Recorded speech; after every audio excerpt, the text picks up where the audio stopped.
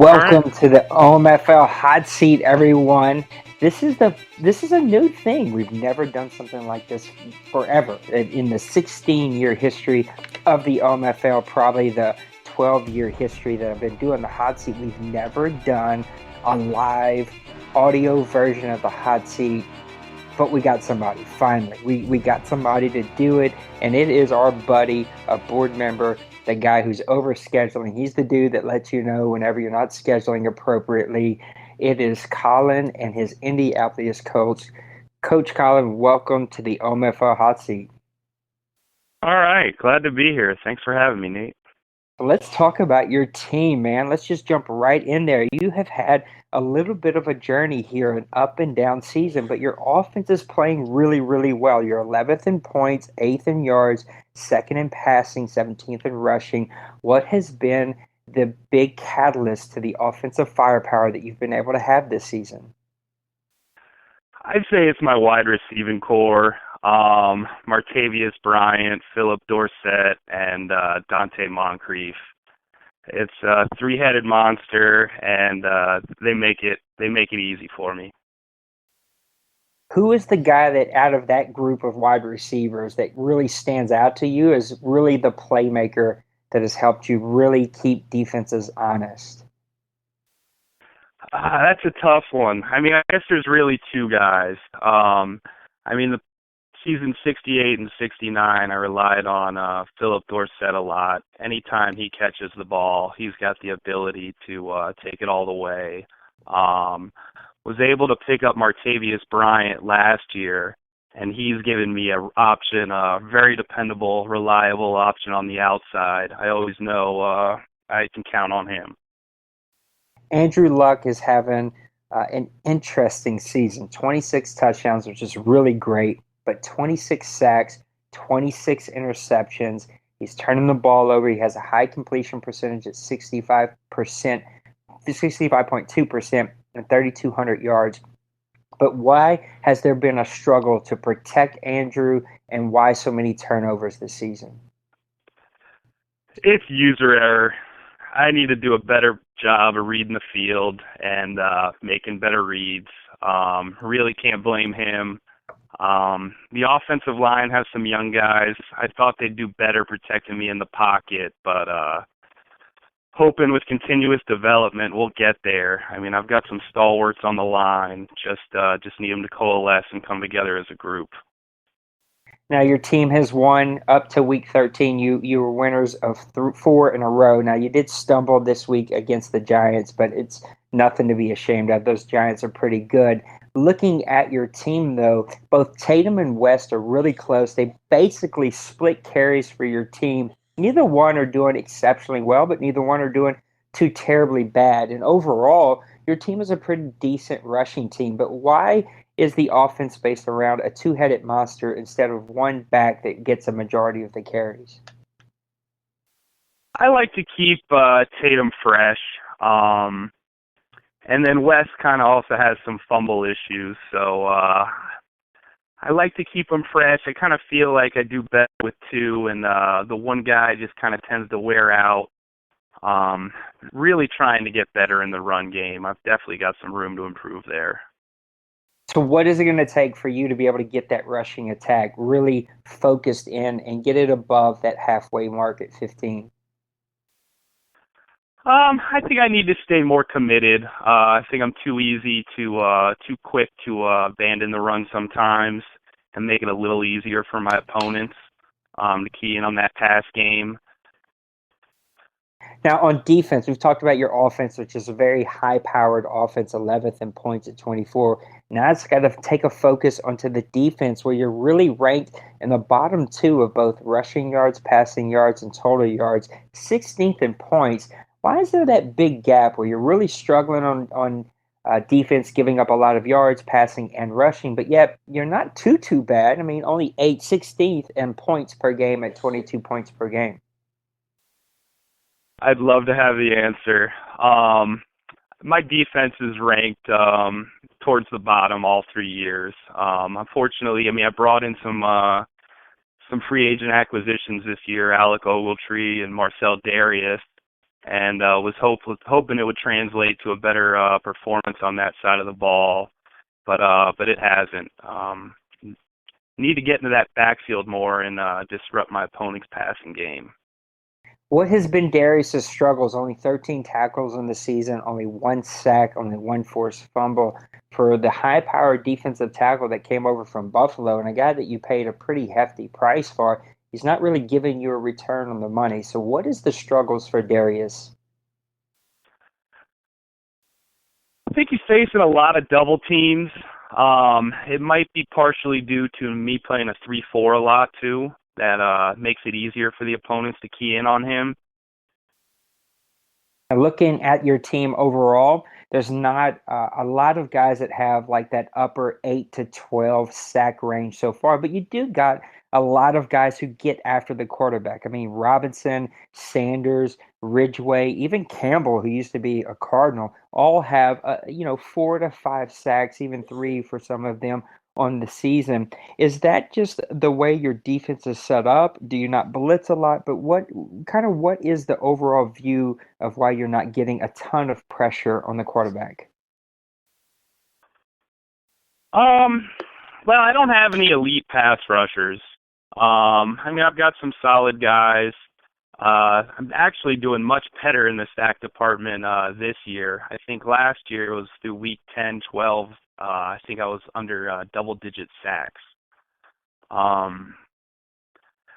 guess my defensive ends are kind of built to stop the run, and developing a couple young outside linebackers that I'm hoping will, moving forward, get to the quarterback more. Why the lack of interceptions and turnovers from your defense? I think that's also a result of the lack of sacks, just not wreaking enough havoc and making things easy for those guys back there. Have some talented guys, but they're just not coming down with it.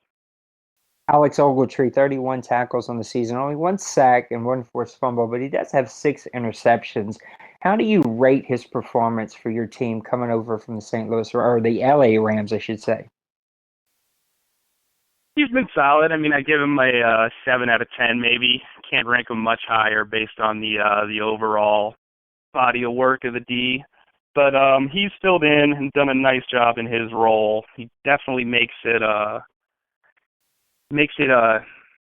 easier to disrupt the opponent's passing game coming across the middle. Now you got off to the fast start and then really stumbled, and you've won 4 of the last 6.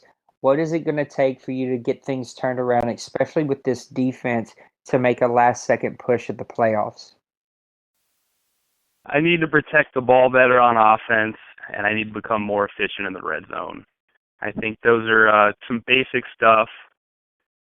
I think if I can get those down, playoffs should be in my future next year. Right now in the AFC South, the Jacksonville Jaguars are sitting at 8-4. The Titans are at 6-6. The Indianapolis Colts at 6-7, and the Houston Texans at 5-7. You guys are pretty clumped in there, and you still have an opportunity. Do you feel like that you can get things turned around this season and make a run this season to sneak in there and maybe grab you a wild card? Well, fortunately, I have Jaguars, another game with the Jags, and another game with the Titans on my schedule. And I plan to be competitive and win those games. And, give Brady and Vertigo a run for their money. Who's your biggest rival here in the AFC South and why? I'd say Brady. I think just since I first came into the league, I've always used him as a benchmark. I know early on in season 68, he proclaimed on Press Pass Live that the AFC South was his. So I've always got him in my sights. Talk to me just about your team overall. You've taken some steps here. You've kind of been one of those teams. You made a late run in season 69, and then again, you got off to a fast start here in season 70. What is it going to take for your team just to be more consistent moving forward? I need to figure out a way to win those close one-score games.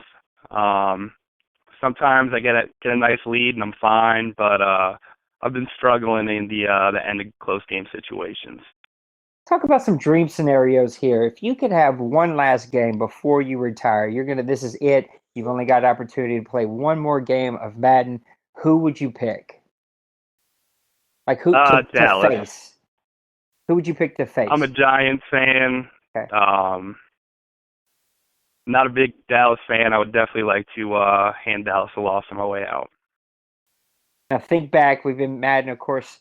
The online version came out in 2001, but of course Madden started way back in I think 95 or 96, maybe 94. I don't remember. It's been out for a very long time now.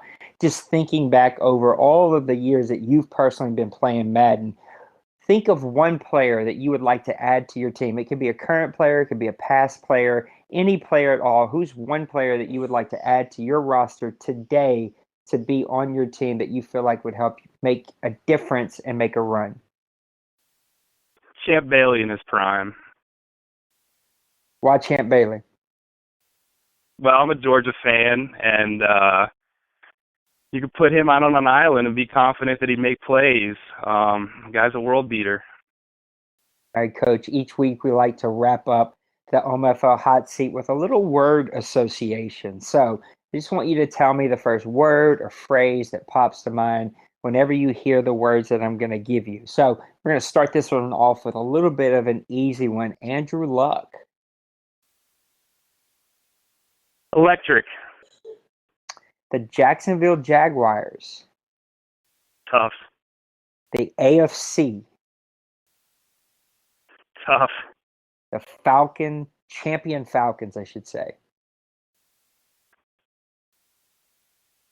Intriguing. I've yet to play them. Offense or defense? Offense. Run or pass? Pass. Play action or streaks? Play action. Inside run or outside run? Inside run. Finally, now I'm going to give you one more. I'm going to give you another one. FIFA 17. Great game. And finally, the OMFL. Amazing league with equally amazing guys. Coach Colin, you are officially off the OMFL Hot Seat. Thank you so much for being our first ever live guest, and because you're a board member and I rarely ever get to talk to you voice to voice whenever we're playing FIFA, you're a pretty quiet guy. So I just want to say thank you for everything that you do for our league, man. You go way far above and beyond. You treat guys with respect, and you get our games scheduled and get them played. And we wouldn't be anything without guys like you. And I just appreciate everything that you give to us as a community and to us as a league. I couldn't do it without you. Wouldn't want to do it without you. And I just appreciate you. Thanks, Kamish. All right. Thank you guys for tuning in to the first ever live OMFL Hot Seat. If you'd like to be on here, please let me know. We can arrange this. I'll make time for it. For Colin, for the OMFL, thank you guys for tuning into the Hot Seat. Deuces.